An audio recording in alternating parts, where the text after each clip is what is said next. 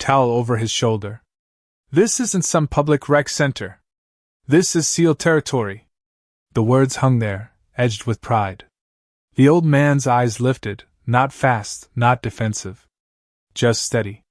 Pale blue, clear despite the years, they moved across the room in a quiet sweep, taking in the racks, the bars, the men, the exits. Mapping. Measuring. Then they settled briefly on Logan. He didn't answer. He simply nodded once, as if acknowledging something only he understood, and lowered the mop back to the floor. The silence that followed was thin, almost fragile. Logan let out a short laugh, shaking his head.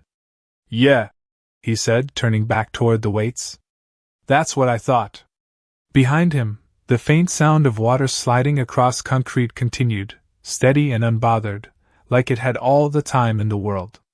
The rhythm of the gym settled back into motion, but it was different now, thinner somehow, as if something unseen had shifted just beneath the surface. Logan Pierce grabbed a 45-pound plate and slid it onto the bar with a sharp metallic ring, his movements crisp, deliberate, every action a quiet assertion of control. Around him, the others followed suit, boots thudding against rubber flooring, breath measured, eyes forward. But attention has a way of lingering where it should not, and more than one glance drifted back to the old man tracing slow arcs across the floor. He did not rush. He did not hesitate. Each pass of the mop was even, consistent, like he was keeping time to something no one else could hear. Logan unracked the bar and pressed, the weight moving cleanly above his chest, but his focus slipped. He noticed the janitor again, this time not as an obstacle, but as a presence.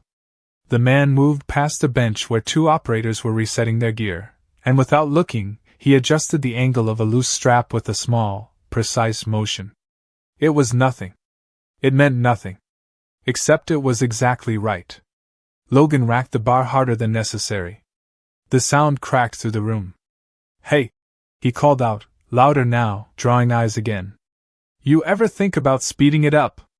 We are not paying you by the hour to take a stroll." A few chuckles answered, but they were softer this time.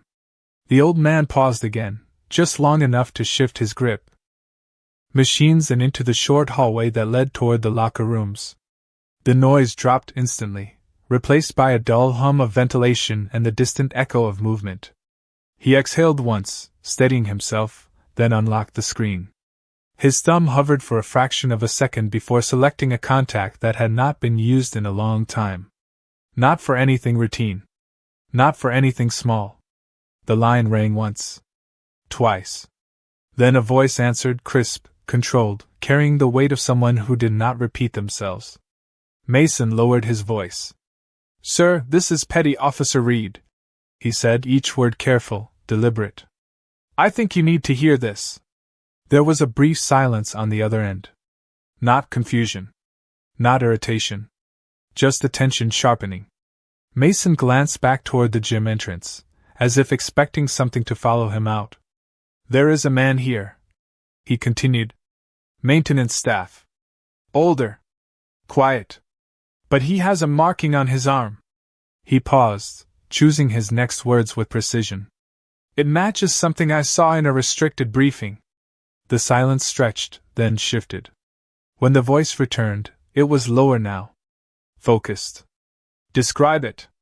Mason closed his eyes for a second, replaying the image in his mind, every blurred line, every imperfect edge. "It is not standard," he said. "Faded. Circular pattern. Old ink. But it is exact." Another pause. This one heavier.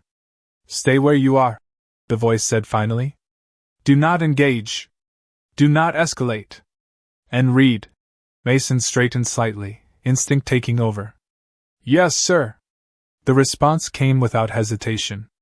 "If you are right," the voice said, measured and controlled, "then you are not looking at a janitor." Mason lowered the phone slowly, the weight of the words settling into place. Behind him, through the open doorway, he could still hear the faint, steady sound of water moving across concrete, unchanged, uninterrupted, as if whatever had just been set in motion meant nothing at all to the man at the center of it. The hallway felt colder than it should have, the kind of artificial chill that came from controlled air and controlled environments, but Mason Reed barely noticed it anymore. His attention was locked on the door leading back into the gym, where the steady cadence of movement continued as if nothing had changed. He slipped the phone back into his pocket, his posture straightening not.